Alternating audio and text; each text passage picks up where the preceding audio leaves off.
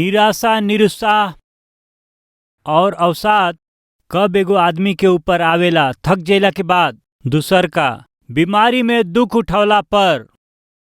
तीसर का, ई एगो विचित्र रवैया हाँ बाटे। एगो नबी आके परमेश्वर से कहत हमें, हम जियल नहीं चाहत, मरल चाहत हई। कहले इतना बड़ बात कहे के कारण का रहे? कारण का बा देखल जाई 4 अध्याय 2 वचन से। वो यहोवा परमेश्वर से ई कह के ऊ प्रार्थना कैले कि हे यहोवा परमेश्वर, जब हम अपना देश में रहली तो का हम यह बात ना कहत रहली का? यही कारण हम तोहार आज्ञा सुनते ही तरसीस के जाए खातिर हम फुर्ती कैली, काहे कि हम जानत रहली कि तू अनुग्रहकारी परमेश्वर हव, दयालु परमेश्वर हई और विलम्ब से क्रोध करे वाला करुणा निधान हई और दुख दिहला से प्रसन्न ना होखेला। यही खातिर हे यहोवा परमेश्वर, अब हमार प्राण ले लेई, काहे कि हमरा खातिर जीवित रहला से अच्छा मरल भी बाटे। एगो भक्त जगता प्रभु से प्रार्थना करत हूँ, हमके मार द, हमरा के मार देई कहत हमें। अयुब प्रार्थना कैले कि आपन हाथ बढ़ा के हमरा के काट देई। मूसा प्रार्थना कैले कि हमारा साथे ऐसे व्यवहार करे के बाद हमार प्राण ले लेई। अब योना भी प्रार्थना करत हमें, हमरा के मार देई। काहे ऐसन प्रार्थना करत हमें? काहे ऐसन प्रार्थना करत हमें? जानत है रउआ, नीनवे शहर के लोग सुधर गईले, ई उनके देखल नइखे जात। पता नहीं कुछ लोगन के दूसरा लोगन के सुधर गईला पर बिल्कुल ना देख सकेलन। ई सच बाटे। यहाँ का भइल देखल जाई आई। योना 3:10। जब परमेश्वर उन्ह लोग के काम के देखलन कि ऊ बुरा मार्ग, तब परमेश्वर अपना मन के बदल दिहले। जवन हानि करे के ऊ ठनले रहलन ऊ उन्ह लोग के विरोध में ना कैले। ऊ ना कैले। निनवे के लोग जब पाप से भर गईले तब परमेश्वर योना के भेजत हवन, जा, उन्ह लोग के पाप बढ़ गईल बाटे, हम उन्ह लोग के दंड देवे जातनी, जाके चेताव। परमेश्वर अच्छा परमेश्वर हमें। बिना कोनो कारण के एक आदमी के भी केहू के भी वो दुख दिहला के कबही ना सोचेलन। मेहरबानी से सुनी जा। राउर पाप जब बढ़ जाला, जब परमेश्वर रउआ के चेतावनी देलन, परमेश्वर रउआ के बतावतन, परमेश्वर के बात सुनला बिना जब रउआ जियली, परमेश्वर का करेलन जानत हई? बाइबल बतावेले कि प्रेम करे वाला पिता अपना बच्चन के दंड देवेलन। परमेश्वर रउआ के प्रेम करेलन, यही से रउआ के सुधारल चाहेलन। निनवे के लोग जब पाप में जीवन बितावत रहले तो परमेश्वर योना के भेजलन कि जाके चेतावनी द कि हम तो हम लोग के दंड दिहल चाहत हई। परमेश्वर रउआ के दंड दिहला के पहले सामान्य रूप से ऊ चेतावनी के देलन। काहे रउआ के चेतावनी देतन कि तू पश्चाताप करब, अपना मन के बदल लेब और सुधर जेब। योना जा करके एगो चेतावनी से भरल संदेश दिहलन तो वहाँ का भइल कि वहाँ के राजा, वहाँ के मंत्री, वहाँ के सामान्य लोग, अधिकारी और वहाँ के साधारण लोग टाट ओढ़ करके वहाँ एगो सुंदर बात बाटे जवन ऊ करके अइले। उपद्रव से जवन ऊ कैले रहले, पश्चाताप कैले। वो अपना बुरा मार्ग के छोड़ करके, पश्चाताप का मतलब का ह? मन फिरौला का मतलब का होला? अपना करे वाला बुराई के छोड़ के ही मन फिराव ह, वही के करत रहल, पश्चाताप ना ह। हमनी में से बहुत लोग पाप में बढ़त बाटे, पाप के कंटिन्यू करत हमें, वही पाप के बार बार करत हमें। परमेश्वर रउआ के दंड दिहला बिना ना रुकी है। 8वां पद, मनुष्य और दोनों टाट ओढ़ले और ऊ परमेश्वर की ओरी दुहाई चिल्ला चिल्ला के दें, अपना कुमार्ग से ऊ फिरे और जौन बुराई ऊ करेलन ओकरा से ऊ बिल्कुल फिर जाओ। 10वां वचन, उन्ह लोग के काम के देखले कि ऊ कुमार्ग से फिरत हवन जा। कितना बड़हन बात बाटे। परमेश्वर एक ही अवसर दिहले, वो पापी प्रजा के परमेश्वर एक अवसर दिहले बदले खातिर। ऊ लोग एगो अवसर के कितना अच्छा से उपयोग कैले रउआ देखली का? निनवे शहर के लोग बहुत पापी बाड़े, बहुत दुष्ट बाड़े। जब उन्ह लोग के पाप बढ़ गईल, जब परमेश्वर देख के सहन ना कर पौले, दंड दिहला खातिर जब ऊ तैयार हो गईले, तब पहले एक बार चेतावनी देवे के बाटे। चेतावनी देवे खातिर अपना भविष्यवक्ता के ऊ भेज दिहले। भविष्यवक्ता जाके एक बार उ चेतावनी दिहले। दोस्त लोग सुनत हई, निनवे के लोग पापी हवे। उनकरा बीच में योना जा करके और बतौले कि उनकरा नाश के विषय में प्रचार कैला से एक ही प्रचार के जब उ सुनले तब ओ निनवे शहर के सगरी लोग पछताप कर लिहले। जवन उ करत अइले ओ बुराई के उ लोग छोड़ दिहले, टाट के ओढ़ लिहले, उपवास कर दिहले, पछताप कैले, अपना जीवन के बदल लिहले। सुनी, एक बेर, खाली एक बेर परमेश्वर उन लोग के चेतावनी दिहला से उतना लोगन में बदलाव आ गईल। फिर रउआ विषय में का बा? रउआ पाप में जियत हई, पाप में काम के करत हई, पाप में चीज के रउआ देखत हई, बेकार के चीज के रउआ खात हई, पियत हई, मन मर्जी से घूमत हई और जीवन बितावत हई। कितना बेर परमेश्वर रउआ के चेतावनी देले बाने, कितने बार परमेश्वर कहले तोहरा के दंड दे, फिर भी बदलाव नइखे आईल। एक बार सोचा जा, निनवे के लोग के एक बार चेतावनी दिहला से उन्हन लोग में बदलाव आ गईल। एकर अर्थ जानत हई भाई बहन लोग, कितना ही बार परमेश्वर के चेतावनी दिहला पर भी रउआ ना बदलब त राउर मन दागल गईल बाटे, राउर विवेक दागल गईल बाटे। सावधान, जे बार बार डांटे जइला पर भी हट करेला ऊ अचानक ही नाश हो जई हैं।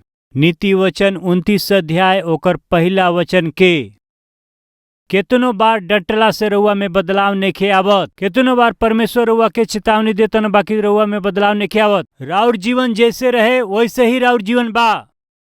बात में बदलाव नइखे, काम में कोनो बदलाव नइखे, आचरण में बदलाव नइखे, चाहे जीवन में होखे, शरीर में होखे, आत्मिकता में होखे, बदलाव के बिना जियत हवा। उहे पाप के काम, उहे पाप के बात, वही पाप के काम, वही पाप के आदत, वही पाप के नजर। लिखल बाटे कि उन्हें लोग के एक बार चेतावनी दिहला से उ सगरी लोग पछताप करके अपना बुरा काम के मान करके छोड़ के टाट ओढ़ के पछताप कैला से परमेश्वर उन्हें लोग के जवन हानि के ठनले रहले ओकरा के ना कैले। निनवे के शहर के लोगन के उ क्षमा कर दिहले। हमार परमेश्वर दंड दिहला से खुश ना होखेलन, बाकी क्षमा कैला से खुश होखेलन, जवना खातिर उ तैयार बाटे का हमनी के बीच में केहू कई बार परमेश्वर के चेतावनी दिहला से बदलाव के बिना ही पाप में जीवन के आगे बढ़ावेला केहू बाटे का? हो सकेला कि राउरी आखिरी अवसर होखे, आखिरी चेतावनी होखे।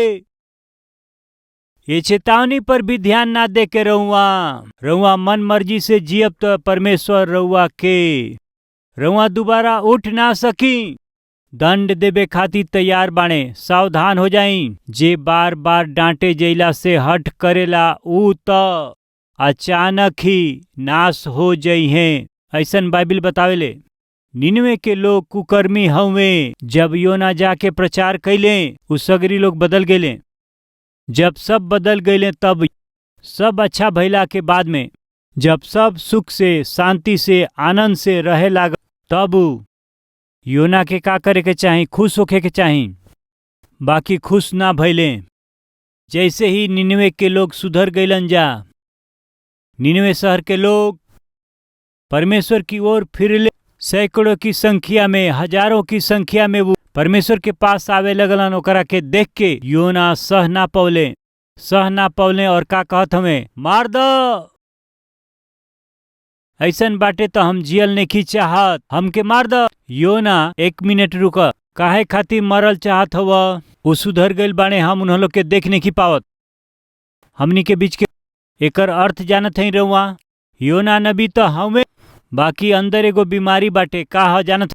केहू के अच्छा भइला से हाँ सह नइखन पावत। सेवक ही बाड़े, प्रचारक ही बाड़े, सुसमाचार प्रचारक हमें। केहू के उन्नति कैला से कौनो कलेसिया के उन्नति कैला से सही ना पावेलन, कहल जाई हमें जी। एगो आदमी कब निराशा में, निरुत्साह में, अवसाद में कब पड़ जालन जानत हई? जब ईर्ष्या से भर जालन तब। योना कहता न कि मार द हमके, ऐसन बात तो हमरा के मार द। काहे मरे के बा योना? नहीं देख पावत, काहे नहीं देख पावत? उन्हन लोग के सही भइल, हम देख नहीं पावत। केहू कौनो चैनल वाला कुछ बरिस पहले अवार्ड देत रहलन जा। जब वो अवार्ड देत रहलन जा तो हमरा के भी वो एगो अवार्ड देत रहले, बेस्ट प्रीचर या बेस्ट यंग प्रीचर के रूप में एगो अवार्ड देवे खातिर हमरा के बुलौले। हम ना आ पाइब कहला से उ कहले। तब हम गईली, एगो बुजुर्ग जौन 70 साल से भी ऊपर के रहले आके अपना सीट पर बैठला से हम सोचली कि बड़ा आदमी हुई है, महान सेवक बाड़े, ई सोच के हाथ मिलौली। अब अहीं के ई बात नहीं खे, करीब 10 साल पहले का ई बात बा। जाके हाथ मिलौला से हमरा के देखले और केहू और के समझ के हमसे कहले कि ए तरह से वो हमके देख के मुड़ के बैठी गईले। वो हाथ भी हमरा से ना मिलौले। कारण बताओ सिया का हुए बताई? सा मतलब बताई? ईर्ष्या हमरा से ए जवान के कलिसिया बढ़त बाटे। ईर्ष्या सेवक लोग में ईर्ष्या नइखे कहे के बाटे, प्रचारक लोग में ईर्ष्या नइखे बाटे, कलिसिया के पासवान लोग में ईर्ष्या नइखे बाटे, सामान्य लोग में ईर्ष्या नइखे बा। इहवा नबी कहाए वाला योना के ही बा। वो ईर्ष्या कहाँ तक ले गइल कहला से मर जाइब हम। ऐसे ही ई लोग के बदलला से हम ई का बाटे? दूसरा के सुधरला से हमनी के ईर्ष्या? हमनी के बीच में केहू बाटे का? दूसरा के उन्नति कैला पर ना देख पावेली आँख, दूसरा खुश होके ओके ना देख पावेली आँख, दूसरा परिवार सुखी से उन्नति कैला से ना देख पावेली आँख, दूसरा के प्रमोशन होता ओके ना देख पावेली आँख। कौनो आदमी औरत तोता मैना जैसे रहता तो कौआ जैसे, पता नहीं काहे देख ना पावेलन। ई अच्छा नइखे। परमेश्वर रउआ के जवन चाही देले बाणे, खुश रही भाई, खुश रही बहन। परमेश्वर से बाइक मंगल देले बाणे, खुश रह। पड़ोसी कार खरीद लें तो आपके का? रउआ नौकरी मंगली, का मंगली? प्रभु हमारा के नौकरी दे, 30,000 के नौकरी। ऐसे प्रार्थना कैली, परमेश्वर तरस खा के रउआ के 30,000 के नौकरी दे दिहले। बहुते खुशी से ज्वाइनिंग लेटर लेकर के हॉस्टल में कदम रखली। राउर रूममेट भी इंतजार करता कब आइब रउआ। रउआ आईली और उ कहलस कि गुड न्यूज। उ कहलस रउआ के गुड न्यूज कौना बात के? हमके नौकरी मिल गई। तोहके नौकरी मिलल? हमरो के मिल गई बा। हमके 30,000 रुपया के जॉब। तोहार रूममेट कहले कि हमरा के 40,000 रुपया के नौकरी। 40,000 के नौकरी? हाय हाय, का जिंदगी बा, बेकार के जिंदगी। काहे काहे काहे ऐसन लागल? अगर वह नौकरी ना होई तब? देखला तू तोहरा के अब ले नौकरी ना मिलल, हमरा के 30,000 रुपया के नौकरी मिलल। एक ही इंटरव्यू में गई रहली, नौकरी मिल गई। इंसान के जीवन में शुरू से ही एगो पागलपन बा। का उ पागलपन बाटे यदि हम अच्छा बानी त बस, और केहू दुनिया में अच्छा ना होके के चाही। ई पागलपन बाटे तो सुनी जा मित्र लोग, मार दी है, शांति रहित कर दी है, मेल रहित कर दी है, आनंद के मिटा दे, आसपास के लोगन के बीच में अलग कर दे, आत्मिकता के नाश करी, अंत में वो तोहरा के नाश करके रख दे। योना आके कहत हमें हमके मार दई, हम जियल नहीं चाहत। का भल योना? हम जानत हई तू ऐसे ने करबा। काहे के पछताप कैले और हम उन्हें लोग के क्षमा कैली। उ लोग सुधर गईले, उ लोग सुधर जाइए तो हम उनके ना देख पाई। यह उनका टेंशन बा। केहू बाटे का हमन के बीच में दूसरा लोगन के खुशी के ना देख पावे वाला ऐसन मानसिकता केहू के बाटे का? बाटे जी। योना जैसे महान नबी के बीच में बाटे तो हमनी के का बाटे? साधारण लोगन में नइखे कहल जाई का? ही ठीक नइखे। हमनी में बहुत लोगन के बीच में निराशा बाटे, अवसाद बाटे, जिंदगी से ही नफरत बाटे। कारण जानत हई का? परमेश्वर रउआ के आशीष नइखन देलन, ऐसे नाही देले बाणे। राउर बीमारी ई बाटे कि रउरा से ज्यादा तो से ज्यादा आशीष पड़ोसी पौले बा, ऐसे नइखन देख पावत। ई बाटे राउर रोग, ई बा निराशा के कारण। ई बाटे आपके निराशा के कारण। जौन बाटे ओकर आशा छोड़ करके तोहरा बाजू वाले के आशीष के तू देख करके, हाँ, खुश भइला के बदले तू मुअत बाड़ा। योना के यह बीमारी पकड़लस। अच्छा भइला से वो देख ना पावले, दूसरा के खुशी के ना देख पावे वाला एगो बीमारी हवे। ऊ तोहरा के मार देई, ओके तोहके जीते के बा। थक जइला पर। दूसर का बीमारी में होखला पर। तीसरा ईर्ष्या पर भर जइला पर। चौथा अपमान में से जइला पर। यिर्मयाह के किताब 20वां अध्याय 10वां वचन। हम बहुत लोगन के बीच से आपन निंदा सुन ले बानी। चारों ओर भय ही भय बाटे। हमरा जान पहचान के सब जौन हमार ठोकर खैला के बाट जोहेलन जा, ऊ कहेलन कि उनकर दोष बतावा जा, तब हम उनकर चर्चा के फैला देई। कदाचित ऊ धोखा खई है, तब हमनी का उनकरा पर प्रबल होकर के उनसे बदला लेबे के। बाकी यहोवा परमेश्वर हमारी साथे बाने। ऊ भयंकर वीर के समान ही एह रीति से हमार सताए वाला प्रबल ना हो पई हैं। ऊ ठोकर खा के गिर जइहन जा। ऊ बुद्धि से काम ना करेलन जा। यही खातिर से उन्हों लोग के बहुते लज्जित होके के पड़ी। उनकर अपमान हमेशा खातिर बनल रही और कबहीं भुलाइल ना जा सकेला। यिर्मयाह भविष्यवक्ता कहत हवे, हमारा के पकड़े के कोशिश करत हवन जा। हमार मित्र लोग ही हमार शत्रु बन गइल बाना जा। हम कब गिर जाई इंतजार करत हवन जा, ऐसे कहले। ऐसे ऊ कह के यहोवा परमेश्वर हमारी साथे बाणन, उहे हमके छुटकारा देवे वाला बाणे। कहत हवे ई सब कुछ ठीक बा। बाकी उनकर संगे उनकरा के छोड़ दिहला पर उनकरा चारों ओर के लोग जब उनकरा के दुख चाहत रहले, तब वो ये बात के सहन ना कर पौले। वो दुख के सहन ना कर पाके का कहले जानत हई? ओकरा बाद के वचन 14वां वचन। श्रापित होके वो दिन जवना में हम पैदा भइली, जेह दिन हमार महतारी हमरा के हमके जन्म देले रहली, वो धन्य ना होके पावे। श्रापित होके वो आदमी जौन हमारा पिताजी के उनके समाचार दे के बहुते आनंदित कैले बानन की तोहार लड़का पैदा भइल बा। वो आदमी के दशा वो नगर के जैसे होखे जौना के यहोवा परमेश्वर बिना दया के ढा दिहले। उनकरा के सबेरे त चिल्लाहट और दोपहर के लड़ाई के ललकार सुनाई दिहल करे, काहे कि ऊ हमरा के गर्भ में ही ना मार पवले कि हमारा माता जी के गर्भाशय ही कब्रस्थान होखित और हम वही में हमेशा खातिर पड़ल रहती। हम काहे के उपद्रव और दुख भोगे खातिर जन्म लेले बानी। अपना माँ के गर्भ में मर जैती तो अच्छा होइत। ऐसे के कहल जानत हई? भविष्यवक्ता यिर्मयाह कहत हमें, हमरा पिताजी के जे आकर के सुनी तोहार लइका पैदा भइल बाटे, ऐसे बतौले। उ श्रापित भइला से अच्छा बा, उ नाश भइला से अच्छा बाटे। हमरा जैसे के जन्म लिहला से काहे अच्छा बाटे। हमरा जन्म के समाचार देवे वाला मर जाई तो बहुत अच्छा हुई। हमरा जैसे आदमी गर्भाशय में ही मर जैते तो बहुत अच्छा हुई। काहे हम जन्म लिहली। ई के कहत बाटे रुआ जानत हई? एगो महान भविष्यवक्ता। काहे खातिर?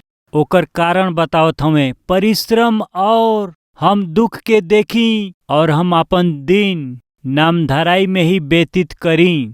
अपना दुख के हम सामना नहीं कर पावत। ये दुख के सामना हम नहीं कर पावत। ये अपमान के सामना हम नहीं कर पावत। असली में हम पैदा ना हुई तो बहुत अच्छा हुई। हमनी के बीच में केहू बाका आज कोनो कारण से दुख हो सकेला, वेदना हो सकेला, अपमान हो सकेला। राउर मित्र ही रउआ के विश्वास दिला करके रउआ के धोखा दे के रउआ के जीवन में धोखा देले हुई है। रउआ ना सही के रउआ कहते कि कौना प्रकार के जीवन ई कह के सोचतनी का? यिर्मयाह ऐसे ही सोचले। असल में हम पैदा ना भइल रहती, माता के गर्भ में मर गईले रहती तो अर्थ बा ऑपरेशन होके हम मर गए रहती तो अच्छा होई। ऐसे सोचले। एगो आदमी जब अपमान में से होकर के जाला तब वैसे का होला जानत हई? उनकरा के निराशा और अवसाद की ओर घसीट देवेला। उनके कितना दबा देला जानत हई? जीवन पर ही आशा रहित कर देवेला। केहू हमनी के बीच में बाटे का? यिर्मयाह के ह जानत हई? यिर्मयाह गर्भ में रचे जैला से पहले हम तोहरा पर चित्त लगौले रहली और पैदा भइला से पहले ही हम तोहार अभिषेक कैली। हम तोहरा के जाति जाति के भविष्यवक्ता ठहरा देले बानी। तू जा कर के हम जीवन कहीं ओकरा के लोगन के प्रचार करब। इतना महान भविष्यवक्ता कहत बाणे, हम माता के गर्भ में पड़ला से पहले ही मर जैती तो अच्छा होई। बाटे का केहू हमनी के बीच में निराश होखे वाला, निराशा में जाए वाला ऐसन महान भविष्यवक्ता कौना हाल में आगल बनन जानत हई? इस्राएली लोगन के छुटकारा खातिर, उनकरा के उद्धार खातिर आंसू बहाए वाला एगो भविष्यवक्ता के रूप में ऊ नाम कमैले। पवित्र शास्त्र में उनकर जीवन का इतिहास लिखल बा त रउआ जानत नहीं कारण उतना महान जीवन के बितौले बाणे। दोस्त लोग समाप्त करत हई। थक जइला के बाद में, बीमारी में होके जइला पर, ईर्ष्या से भर गईला पर, अपमान के सामना करत समय, अंत में खतरा में भइला पर, संकट में भइला पर, भूख में भइला पर इंसान के अंदर का विचार आवेला? मरे के विचार आवेला। हम मार देब, 24 घंटा के अंदर हम तोहके मार देब। इजबेल ई घोषणा कैली। एलिया जैसे आदमी के सामने एगो खतरा, एलिया जैसे आदमी के आगे विपत्ति। लगभग 190 किलोमीटर के यात्रा, ऊ यात्रा भाग के कैले। 190 किलोमीटर यात्रा ऊ कैले। भूखाइल रहले, ऊ थकल रहले। ओकरा बाद ऊ 30 किलोमीटर के यात्रा करके ऊ जंगल में गईले। भूख से जब तड़पत रहले तो उनकरा अंदर का विचार आइल? मरला से अच्छा हुई।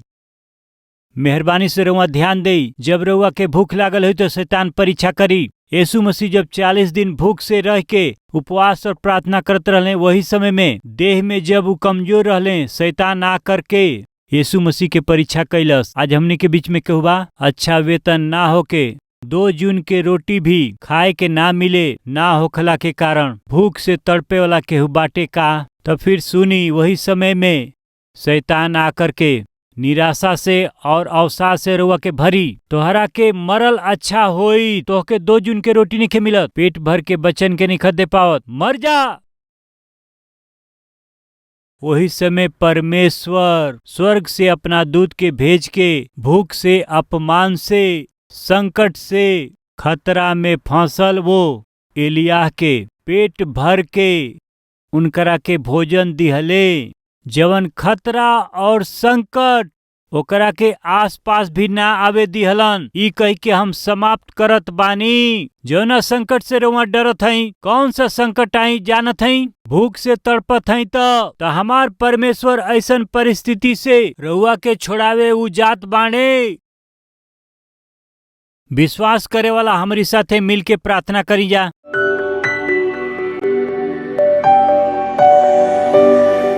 पवित्र पिता परमेश्वर, एगो आदमी निराशा, निरुत्तर अवसाद में कब उजाले? जब वो अपना जीवन में थक जाले, बीमारी में से जब उजाले, ईर्ष्या से जब वो भर जाले, खतरा में जब होलन, अपमान में जब वो होलन, भूख से तड़पत समय में, प्रभु ऐसन परिस्थिति में जाए वाला अपना भक्त लोग के रउआ सहायता कैली, बचा लिहली, तरस खैली। वही रीति से आज के दिन में रौरी उपस्थिति में प्रार्थना करत समय, हे पिता हमारा पर तरस खाई, हे पिताजी हमारा के दर्शन देई, हे प्रभु यीशु हमारा के आशीष देई। निरुत्साह से, निराशा में से, मौत के विचार में से रउआ हमारा के छोड़ा लेई। प्रार्थना करे वाला हर एक आदमी के ये समय दर्शन देई, यीशु मसीह के नाम से मांगत हई पिताजी, आमीन।